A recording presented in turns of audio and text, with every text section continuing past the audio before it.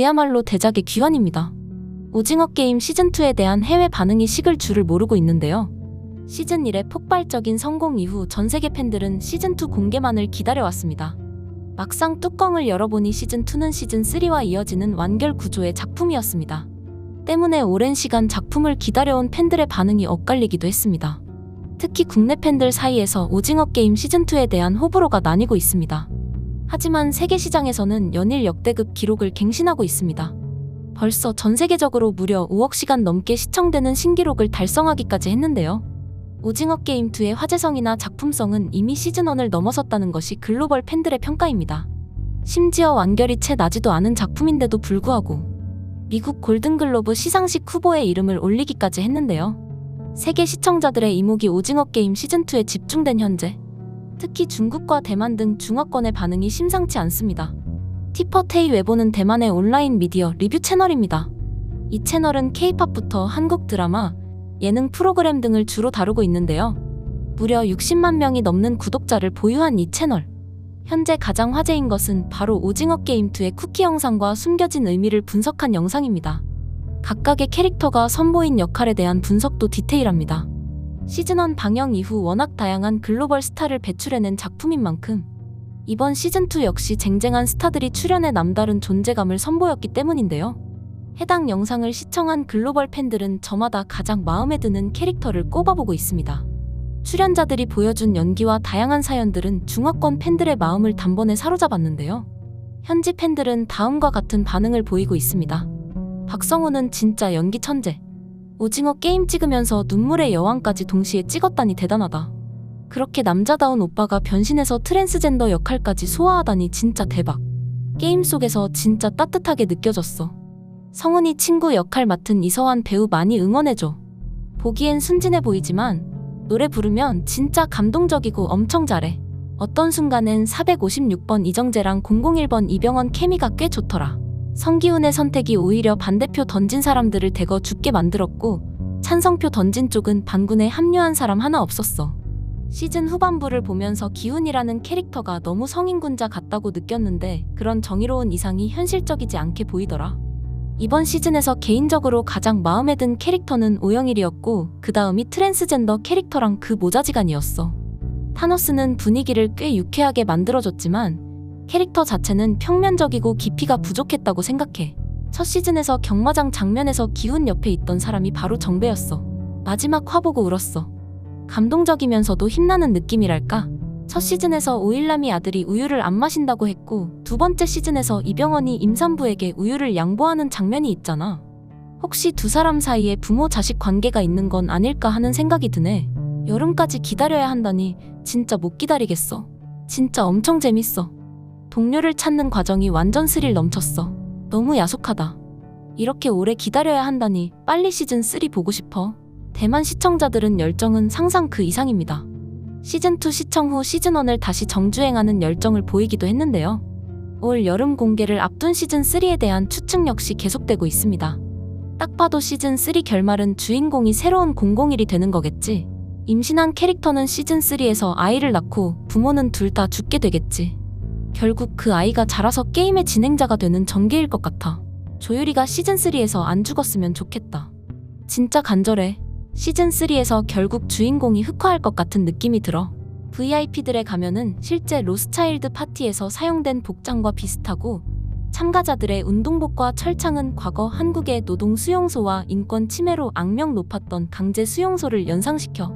프론트맨은 아마 주인공을 다음 게임의 새로운 책임자로 만들려고 하는 것 같아. 두 번째 게임이 끝난 후 투표에서 001번이 했던 말, 여기서 죽으면 가족들은 시신조차 받지 못해. 그게 진짜 지옥이지.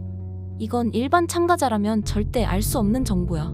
시즌2를 보고 나서 다시 시즌1을 보니까 첫 번째 게임이 시작될 때 전화를 받는 검은 가면 남자의 목소리가 이병헌과 다르더라.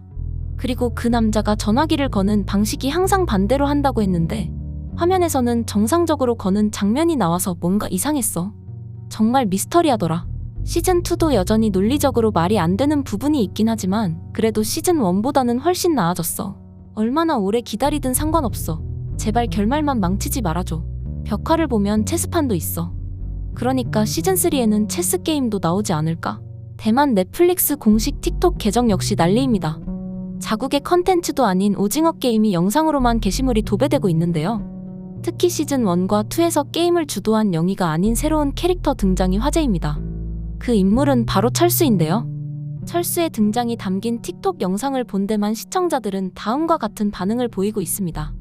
해외에서는 저 장면을 보고 줄넘기 게임일 거라는 반응이 많더라. 움직임을 감지하는 영희랑 다르게 철수는 소리를 듣고 판단하는 방식이라는 얘기가 있더라. 시즌2 7화뿐인 거 실화냐고. 중화권에서 엄청난 인기를 몰고 있는 유튜브 채널 초립방 역시 오징어 게임2에 집중했습니다. 오징어 게임2가 사실 시즌 1보다 더 깊이가 있다? 숨겨진 의미 완벽 해석. 빵을 고르든 긁기 복권을 고르든 결국 똑같이 짓밟힌다. 라는 제목의 영상은 거의 30분에 걸쳐 오징어 게임 시즌2를 분석하고 나섰는데요. 해당 영상을 본 중화권 시청자들은 저마다의 해석을 통해 작품의 의미 분석에 나섰습니다. 비록 시즌2에 대한 부정적인 평가가 많지만 작품 자체의 제작과 창의성은 전혀 퇴보하지 않았다고 생각해. 시즌2는 주인공이 이미 게임에 참가한 경험이 있다는 설정과 각 라운드에서 상금을 가지고 게임을 그만둘 수 있다는 요소를 활용해서 시즌1과는 완전히 다른 인간의 본성과 스토리의 긴장감을 성공적으로 끌어냈어. 이 점이 내가 가장 높이 평가하는 부분이야. 시즌2 전반부는 꽤 재미있었어.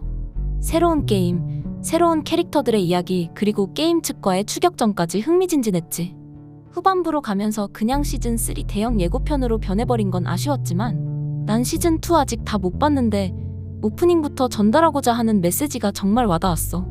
부자는 점점 더 부자가 되는데 중하층 사람들은 각자의 분야에서 계속 고통받고 있잖아. 세상은 나아지지 않았다는 느낌이야. 자본주의를 비판하는 드라마가 결국 가장 인기 있는 자본이 된다는 게 정말 묘하게 잘 표현된 것 같아. 주인공이 판을 뒤집으려고 했지만 아쉽게 실패했지. 주인공 팀에서 너무 많은 사람이 죽어서 진짜 안타까웠어. 시즌3가 너무 기대돼. 시즌2에서 비트코인이 직접적으로 언급된 이유 중 가장 큰 건 시즌1이 폭발적으로 인기를 끈 후 오징어 코인이라는 암호화폐도 덩달아 유행했기 때문인 것 같아. 당시 많은 사람들이 단기간에 부자가 되겠다는 욕심으로 오징어 코인 현물을 잔뜩 샀는데 몇백 배로 상승한 뒤 가격이 순식간에 0으로 떨어졌지. 창립자가 해킹이나 다른 이유를 핑계로 프로젝트를 종료하면서 결국 많은 사람들이 크게 손해를 봤어. 완전히 개미들을 싹 다 털어버린 셈이지. 시즌1에서 주인공이 무궁화 꽃이 피었습니다. 게임을 할 때 한 남자가 주인공의 다리를 붙잡고 살려달라고 애원했지만 주인공은 그의 발을 뿌리치고 앞으로 나아갔어. 하지만 시즌2에서는 같은 게임에서 주인공이 한 플레이어를 구했지. 게임 시간이 얼마 남지 않았음에도 불구하고 말이야.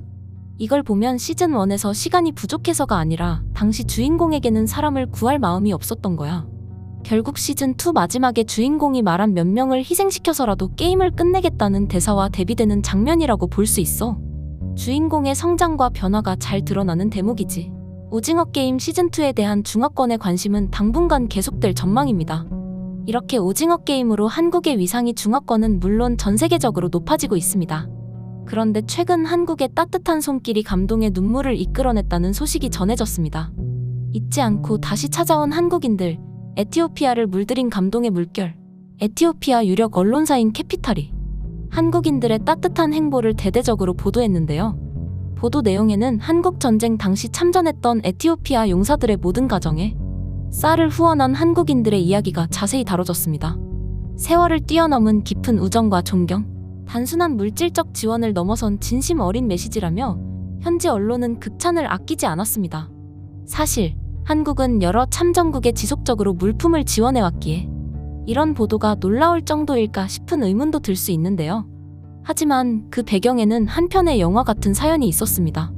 작년 같은 언론사인 캐피탈은 한 한국 기업의 특별한 이야기를 신문 일면에 실은 적이 있습니다. 한국전쟁 이후 에티오피아가 공산주의로 전환되면서 참전 용사들은 한국의 자유를 위해 싸웠다는 이유로 재산을 몰수당하고 심지어 고문을 당하며 평생을 가난 속에서 살아야 했습니다. 수십 년간 치료받지 못한 가벼운 안질환조차 방치되어 대부분이 시력을 잃어가고 있었는데요. 그때 현지 행사에 참석했던 한 한국 기업이 참전 용사들의 심각한 건강 상태를 목격하고 즉시 지원을 결심하게 됩니다. 에티오피아 현지 시립병원까지 대관하며 참전 용사 및 그 가족 수십 명을 대상으로 대규모 치료 및 수술을 지원했습니다. 당시 캐피탈은 이러한 한국인들의 모습에 깊은 감명을 받아 기적을 선사한 한국인들 70년이 지나도 잊지 않았다라는 제목과 함께 일면을 장식했습니다. 그 후 해당 기업은 꾸준히 에티오피아와의 인연을 이어왔고 올해 참전 용사들이 생활고로 식사조차 어려움을 겪고 있다는 소식을 접하자 생존한 전 가정의 쌀을 후원하게 되었습니다. 이 소식은 다시 한번 에티오피아 현지 언론의 대대적인 보도로 이어졌습니다. 또 다시 찾아와 주셨군요. 정말 감사합니다. 당신들 덕분에 새로운 삶을 살고 있습니다. 잊지 않겠습니다. 이 모든 이야기를 만든 기업은 바로 인프레시입니다. 인프레시는 평범한 한국 브랜드이지만 참전용사 후원을 이어가는 기업으로 잘 알려져 있습니다. 인프레시는 참전용사들의 고령화를 인식하고 90대가 된 참전용사들에게 보답할 시간이 얼마 남지 않았다는 이유로 국내외를 가리지 않고 후원을 이어가고 있습니다. 국내에서도 후원을 넘어 참전용사들의 어려운 현실을 알리며 여러 뉴스와 기사에 보도되기도 했는데요. 이러한 감동적인 이야기에 대한민국 국민들 역시 후원에 동참하고 있습니다. 그 결과 도움을 받는 참전용사들이 점점 늘어가고 있는데요. 그리고 1950년 6.25 한국전쟁 당시 학도병들이 참전의지를 서명으로 남긴 경주 학도병 서명문 태극기를 기억하시나요? 이 태극기를 모티브로 참전용사들의 희생과 헌신을 기억하기 위해 특별한 태극기 키링을 구현해냈다고 합니다. 참전용사들의 소망과 의지가 새겨진 서명은 키링에 디테일하게 표현되었으며 빛바랜 태극기, 현재의 태극기 등 다양한 디자인으로 제작되었습니다. 특히 키링에 이름을 새길 수 있어 세상에 단 하나뿐인 특별한 굿즈로 완성되었습니다. Thanks to Remember라는 메시지와 함께 참전용사들의 희생을 오래도록 기억하자는 의미를 전하고 있습니다. 이 태극기 키링의 판매 수익금 일부는 참전용사 후원에 사용되며 후원에 동참해주신 분들의 이름은 인프레시 공식 홈페이지의 후원자 명단에 소중히 기록됩니다. 아직도 많은 참전용사분들이 어려운 환경 속에서 생활하고 계십니다. 그들의 희생을 잊지 않고 감사할 수 있기를 바랍니다. 수많은 한국인들의 따뜻한 마음이 모여 참전용사분들께 큰 힘이 되고 있습니다. 90대 중반을 넘긴 참전용사분들께 감사를 전할 시간은 이제 많지 않습니다. 여러분의 따뜻한 동참을 부탁드리며 인프레시 후원 굿즈 구매 링크는 고정 댓글에서 확인하실 수 있습니다. 작은 관심과 참여가 누군가에게 큰 희망이 될 수 있습니다. 꼭 한번 확인 부탁드립니다. 감사합니다. 지금까지 극적인이었습니다.